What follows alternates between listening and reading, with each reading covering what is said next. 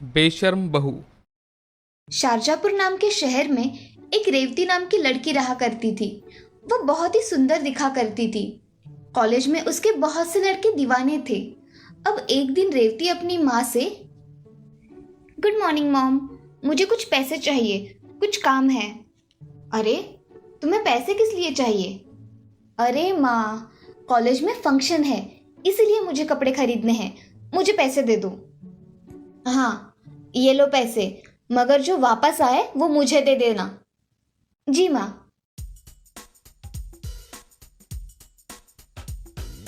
रेवती ऐसा कहकर वहां से पैसे लेकर चली जाती है और दुकान से ड्रेस लेकर बाकी के पैसों से अपना मेकअप का सामान खरीद लेती है। ये सब बातें वो घर आकर अपनी माँ को बताती है। माँ, मैं तुम्हारे दिए हुए पैसों से ये ड्रेस और मेकअप का सामान लेकर आई हूँ।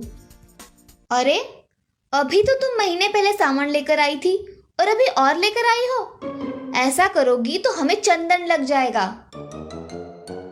अरे माँ, कुछ चंदन नहीं लगता। तुम्हें पता है तुम्हारी बेटी कितनी खूबसूरत है? सारे कॉलेज के लड़के मरते हैं इस चेहरे पर। क्या अनाप शनाप बक रही हो? पता भी है। जस्ट चिल माँ, इतनी भी कोई बड़ी बात नहीं है। ऐसा कहकर रेवती वहां से चली जाती है। राधा मगर रेवती के बारे में सोचकर हॉल में बैठ जाती है। तभी रेवती के पिताजी सुभाष वहां आ जाते हैं। क्या हुआ है राधा, बड़ी चिंता में दिख रही हो? अरे, इस लड़की का क्या करूं मैं? बहुत बदतमीज हो गई है। पैसों की तो कोई अहमियत ही नहीं है इसको। मेरे दोस्त का लड़का है रवि, बहुत पढ़ा लिखा है और अच्छी जॉब भी करता है, बैंक में मैनेजर है। उसकी शादी के लिए लड़की देख रहे हैं। मैं सोच रहा हूँ कि हमारी रेवती अब बड़ी हो गई है, क्यों ना हम उसकी शादी कर दे, तो वह बड़ी और समझदार बन जाएगी। हाँ, वैसे आप सही कह रहे हो। जिम्मेदारी पड़ेगी तो ये सीधी भी हो जाएगी और ये रिश्ता भी अच्छा है। तो मैं कल ही बात कर लेता हूँ। शुभ काम में देरी नहीं करनी चाहिए। जी, जैसा आप ठीक समझे। मैं रेवती को कल सुबह इसके बारे में बता दूंगी। चलो अब सो जाते हैं, सुबह जल्दी उठना है। जी चलिए। ऐसा कहकर सुभाष और राधा सो जाते हैं। अगले दिन रेवती की माँ उसको सारी बातें बता देती है और रेवती भी लड़का देखने के लिए तैयार हो जाती है। अगले दिन रेवती के घर रवि, उसकी माँ शीला और उसके पिताजी किशन आते हैं। थोड़ी बातें हो जाने के बाद राधा रेवती को लेकर वहां आती है। रेवती दिखने में सुंदर होने के कारण रवि को वो देखते ही पसंद आ जाती है और तभी रवि के घर वाले इस रिश्ते के लिए हाँ कह देते हैं। कुछ ही दिनों बाद उनकी शादी हो जाती है। रेवती नई होने के कारण उसकी सास को कोई मदद नहीं किया करती थी। उसकी सास एक दिन, अरे ओ बहू, जरा चाय बनाओ हम सबके लिए। आज तुम्हारे हाथ की चाय पियेंगे। माँ जी, मुझे चाय नहीं बनानी आती। क्या तुम्हें चाय भी बनानी नहीं आती? नहीं माँ जी। खाना तो आता है ना? नहीं माँ जी, मैंने आज तक कुछ भी बनाया नहीं है। क्या कह रही हो? अब थोड़ा थोड़ा सीख लो। अब के बाद तुम्हें ही यह गृहस्थी संभालनी है। नहीं माँ जी, मैं तो अभी शादी होकर आई हूँ, मुझे ये सब काम नहीं आते और मुझे अभी के लिए मेरी सहेलियों के साथ जाना है। अरे बहू, आज घर में कुछ मेहमान आने वाले हैं तुम्हें देखने के लिए। तुम रुक जाओ। माँ जी, मैंने अपनी सहेलियों को प्रॉमिस किया है, मैं अपना प्रॉमिस नहीं तोड़ सकती। ऐसा कहकर रेवती वहां से अपने कमरे में चली जाती है और तैयार होकर छोटे छोटे नए फैशन के कपड़े पहनकर आती है। तभी उसकी सास और ससुर हॉल में ही बैठे होते हैं।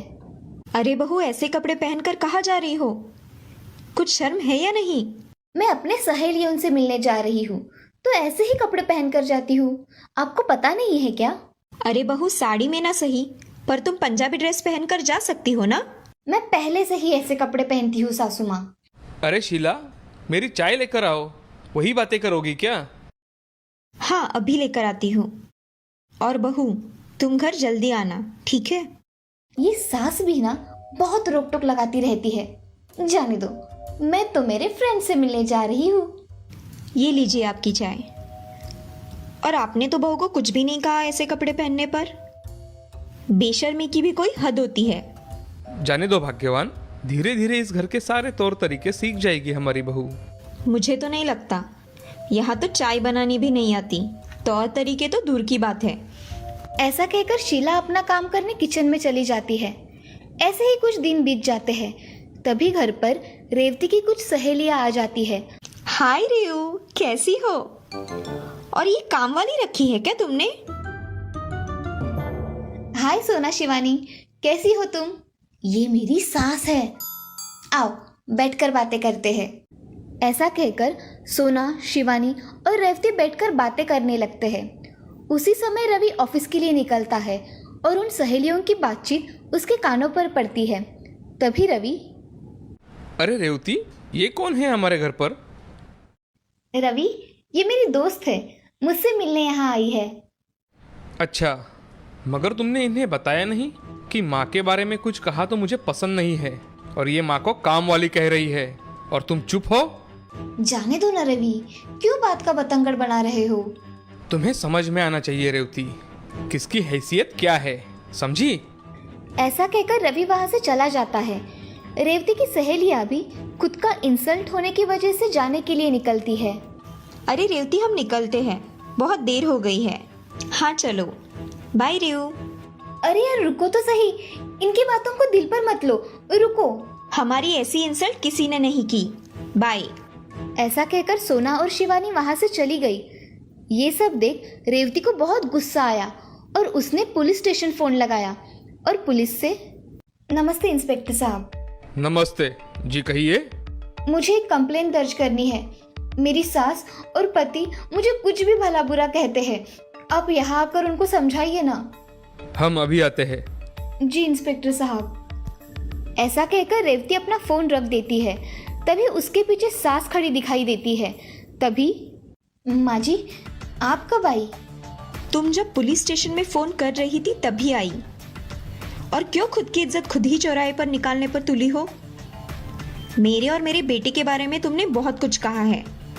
अब वो तुम्हें माफ करेगा या नहीं मुझे पता नहीं। आप लोगों को ऐसा ही चाहिए, समझी? फिर ठीक है बहू, मैं मेरे बेटे को बुला लेती हूँ। ऐसा कहकर रेवती की सास वहां से चली जाती है और अपने बेटे को फोन करके घर पर बुला लेती है। ये सब सुनकर रवि हक्का बक्का हो जाता है और जल्दी जल्दी में घर चला आता है। तभी रवि के घर पुलिस आ जाती है।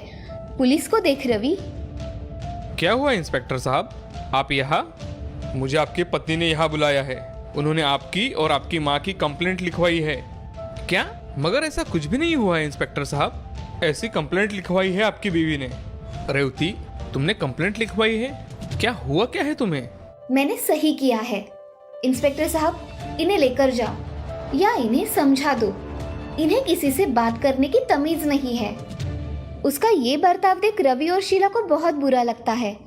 पुलिस रवि को बहुत खरी खोटी सुनाकर वहां से चली जाती है। तभी रवि और शीला अपने कमरे में चले जाते हैं। कोई किसी से कुछ बात नहीं करता। तभी रेवती बोलती है, अच्छा हुआ, इनको ऐसा ही सबक मिलना चाहिए था। अब आया ऊंट पहाड़ के नीचे। ऐसा कहकर रेवती दूसरे दिन अपने मायके निकल जाती है।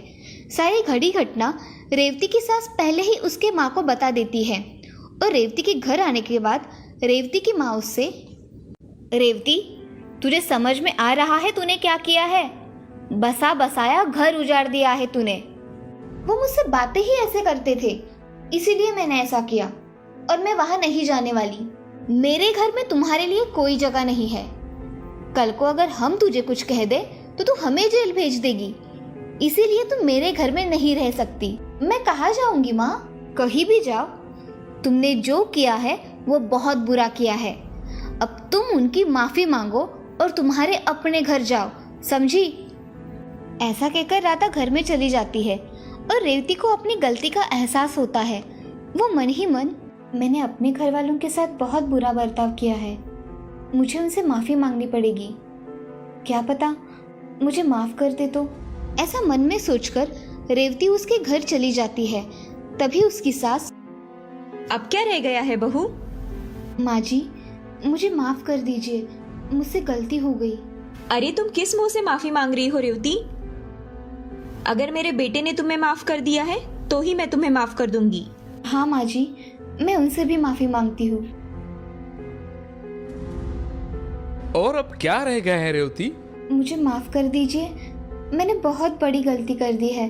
मैं आइंदा से ऐसा नहीं करूँगी। रेवती फूट फूट कर रोने लगती है।